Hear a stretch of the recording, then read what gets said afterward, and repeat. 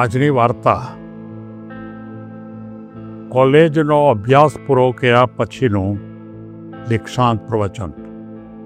મિત્રો, આપણને ખબર છે કે દરેક કોલેજની અંદર જ્યારે ડિગ્રી મળતી હોય છે, ડિગ્રીનો કોઈ સમારંભ હોય, યુનિવર્સિટી હોય કે કોલેજ હોય, ત્યારે હંમેશા એક દીક્ષાંત પ્રવચન વિદ્યાર્થીઓને માર્ગદર્શન માટે કરતા હોય છે.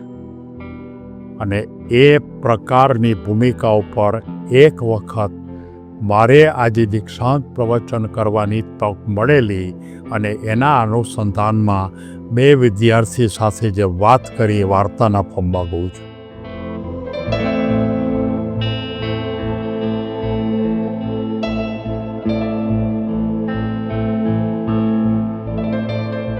મિત્રો, આ વાર્તાની ભૂમિકાને કરતાં પહેલાં મારે કહેવું પડે છે કે દીક્ષાંત સમારંભ એટલે કે કોલેજનો અભ્યાસ પૂરો અને ત્યાર પછી તરત જ વિદ્યાર્થીઓ પોતાના વ્યવસાયમાં જવાના હોય અને વ્યવસાયની અંદર જતાં પહેલાં એનું માનસ કેવું હોય છે એનો ખ્યાલ બતાવવા માટે મેં એમની સાથે માત્ર વાર્તાલાપ કર્યો. મેં એમની સાથે કીધું કે આજે તમે સૌ વિદ્યાર્થીઓ તમારા કોલેજનો અભ્યાસ પૂરો કરો છો.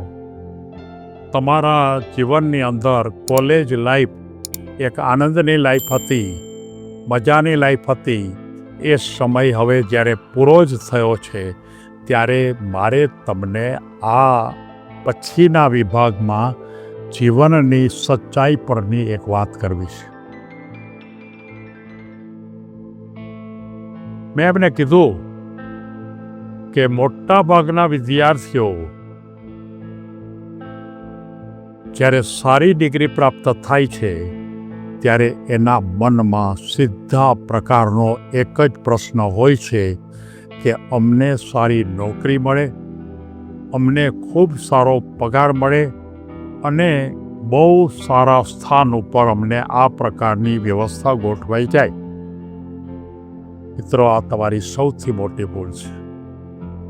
તમે જ્યારે કોલેજમાં આજે જ્યારે પૂરું કરીને બહાર નીકળશો અને ત્યારથી તમારો સંઘર્ષ શરૂ થશે.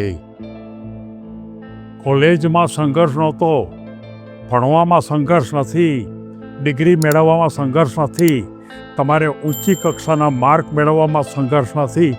જીવનનો સંઘર્ષ તો હવે શરૂ થશે.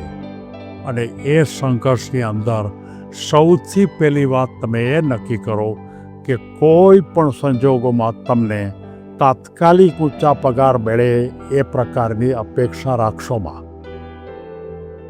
બધાના મનમાં એમ થયું કે આવડી મોટી સારી ડિગ્રી, ફર્સ્ટ ક્લાસ. મેં વિચાર્યું કે આ લોકો એમ જ વિચારે છે. મેં એને કીધું કે હંમેશા એકદમ પાયાથી શરૂઆત કરો. તમારા ક્ષેત્રની અંદર જે પાયાનું કામ છે એ પાયાના કામથી તમે જો શરૂઆત કરશો અને તમે ધીમે ધીમે સફળતા મેળવશો તો તમે ઈચ્છો છો એટલો પગારે મળશે, ઈચ્છો છો એટલું સ્થાન પણ મળશે.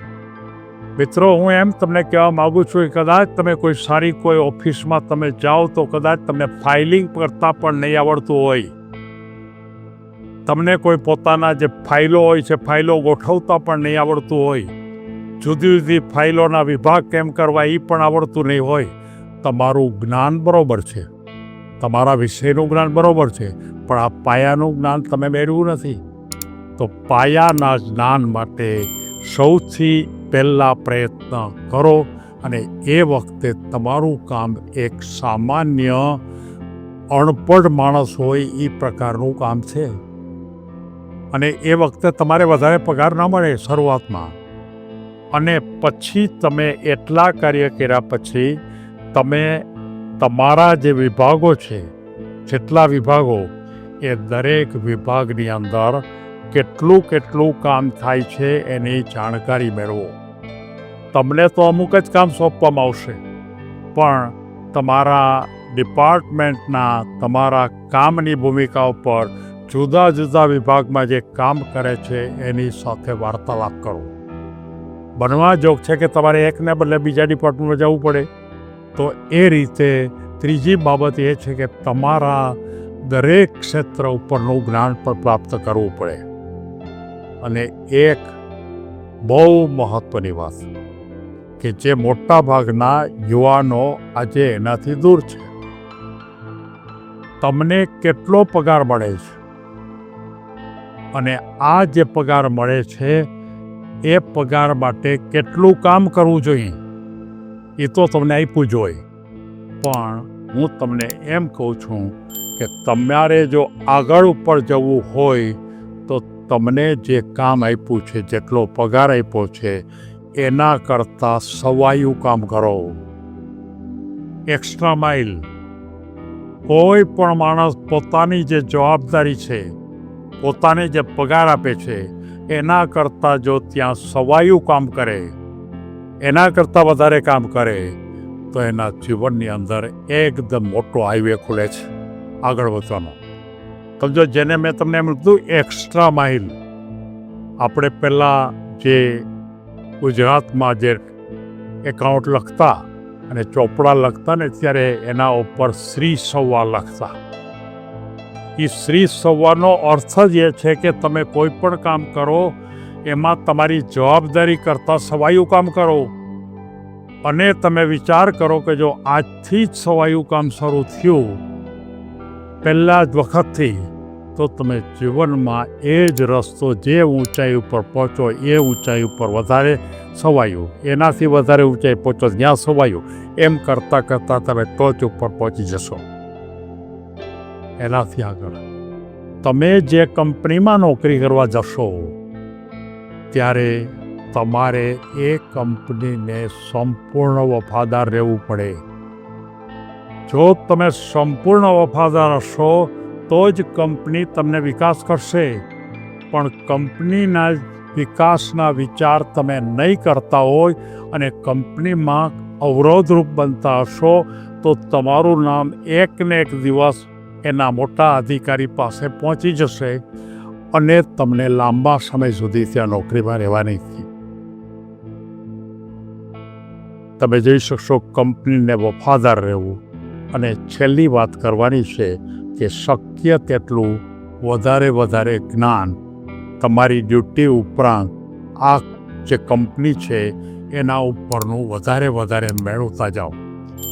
મેં એવા કેટલાય જોયા છે કે મોટી કંપનીની અંદર અમુક કામ એને માટે જવાબદારી ન સોંપી હોય તો પણ એ કામ કરવા માટે વધારે સમય રોકાય. એવા મેં જોયા છે. વધારે સમય રોકાવો અથવા તો ઘરે કામ કરો અથવા તો તમારી ડ્યુટી દરમિયાન કરો, પણ હંમેશા થોડું વધારે કામ કરો રાખો.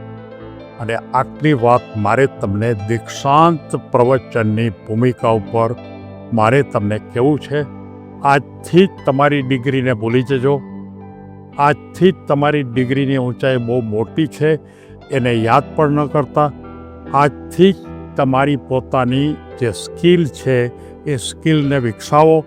અને તમે આ જે બતાવ્યું એટલા માટે સૌથી નાના પગારથી શરૂઆત કરો. આગળ વધવા માટે પાયાના બધા જ કામ કરી નાખો. રૂમ સાફ કરવાનો હોય તો પણ કરી નાખો, એ પાયાનું કામ કહેવાય. તમારા તમામ ક્ષેત્રનું જ્ઞાન મેળવો, કંપનીને વફાદાર રહ્યો અને તમારી જવાબદારી કરતાં સવાયું કામ કરો અને નવું જ્ઞાન પ્રાપ્ત કરી લો. આટલાથી પૂરતું નહીં થાય. આ તો માત્ર શરૂઆત છે. અને પછી તમે જ્યારે કામની શરૂઆત કરશો ત્યારે આપોઆપ તમને વધારે ખ્યાલ આવશે. આટલી પાયાની વાતો તમે આજે જો સમજશો તો ભવિષ્યમાં જાતા વેદ ઘરે તમે આ બધા મુદ્દા લખી રાખજો અને પછી તમે જીવનમાં આગળ વધી શકો. સૌને ધન્યવાદ.